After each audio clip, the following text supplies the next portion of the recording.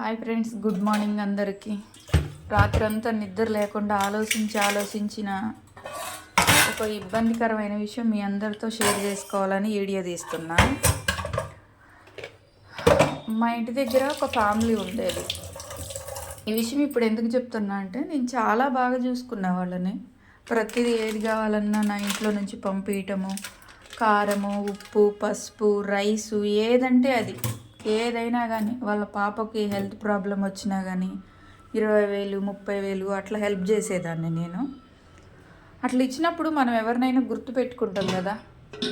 గుర్తుపెట్టుకొని వాళ్ళని పలకరించటం అయినా ఏదైనా మనం చేస్తూ ఉంటాం కదా.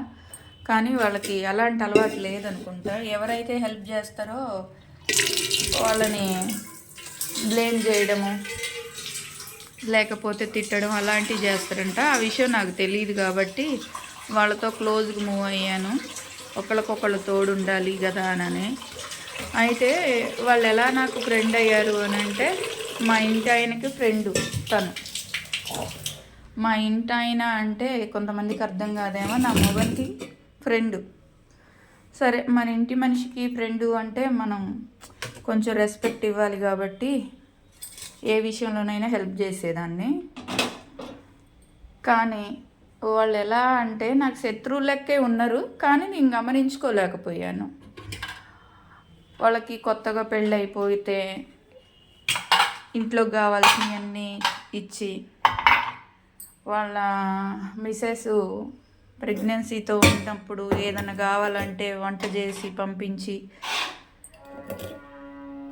డెలివరీ అయిన తర్వాత వాళ్ళకి ఏదైనా కావాలన్నా కానీ చూసుకొని, కొన్ని రోజుల తర్వాత వాళ్ళ పాపకి హెల్త్ ప్రాబ్లం వచ్చి హాస్పిటల్కి వెళ్ళారు. వెళ్ళినప్పుడు కూడా నేను మళ్ళీ వాళ్ళు హాస్పిటల్ నుంచి వచ్చేటప్పటికి ఇల్లంతా క్లీన్ చేసి, వాళ్ళు ఇక డైరెక్ట్గా ఇంటికి వచ్చేటప్పటికి మనకి హిందూస్లో ఆరతి ఇచ్చి లోపలికి పిలుస్తారు కదా, ఎర్రనీళ్ళు తిప్పేసి హాస్పిటల్ నుంచి వచ్చినప్పుడు. అట్లా ఎర్రనీళ్ళు తిప్పేసి ఇంట్లోకి పిలిచి, ఆ తర్వాత కొన్ని రోజుల తర్వాత మళ్ళీ వాళ్ళు చివరిని ఉంటున్నారు. ఆడపిల్ల ఉంది, నాకు ఆడపిల్లలంటే బాగా ఇష్టం. ఆడపిల్ల ఉంది, వాళ్ళు చివరిని ఉంటున్నారు, ఏమన్నా ఇబ్బంది కలిగిద్దేమని మా ఇంటి దగ్గర ఇంటికే తీసుకొచ్చి మా ఇంటి దగ్గర ఇంటిలో పెట్టుకొని వాళ్ళకి పసుపులు, ఉప్పులు, కారాలు అన్నీ నేనే పట్టించి ఇచ్చేదాన్ని. ఎప్పుడన్నా అర్జెంట్ అవసరమైనా కానీ డబ్బులు గినకి ఇచ్చేదాన్ని. నా ముందేమో చాలా ఇదిగా ఉండేది, నా వెనకేమో ఏదేదో మాట్లాడుకునేది. కానీ నేను పట్టించుకోపోయేది, ఎందుకంటే నేను ఎప్పుడు మనుషులు తిట్టే మాటలు నేను పట్టించుకోను. ఎందుకంటే మనం భగవంతుడు తప్పుగా అర్థం చేసుకోవాలి, కానీ ఇలాంటి వాళ్ళు ఎన్ని అనుకుంటే ఏంటని నేను పట్టించుకోను. నా ముందే వాళ్ళ ఆయన్ని సావట్లేదు, బతుకుతండు అన్ని తిట్లు తిట్టేది నా ఎదురంగానే. వాళ్ళ ఆయన రాంగలోనే అసలు ఏమీ మాట్లాడడం దాని లెక్క పద్ధతిగా నటించేది. నాకు అది చెప్పటం రాదు, నటించటం రాదు. సరే, కొన్ని రోజులు అయిన తర్వాత వాళ్ళకి నాకు నచ్చట్లేదు వాళ్ళు చేసేది.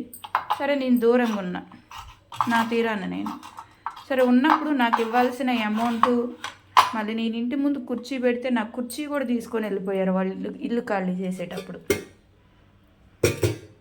ఇలాంటి వాళ్ళు కూడా ఉంటారు, జాగ్రత్తగా ఉండండి ఫ్రెండ్స్. ఎవరితోటి ఫ్రెండ్షిప్ చేయకండి, ఎవరికి హెల్ప్ చేయొద్దు. ఫస్ట్ ఆఫ్ ఆల్ ఎవరికి హెల్ప్ చేసినా మన నెత్తిన మనం తెచ్చిపెట్టుకున్నట్టే అవుతుంది రాయి.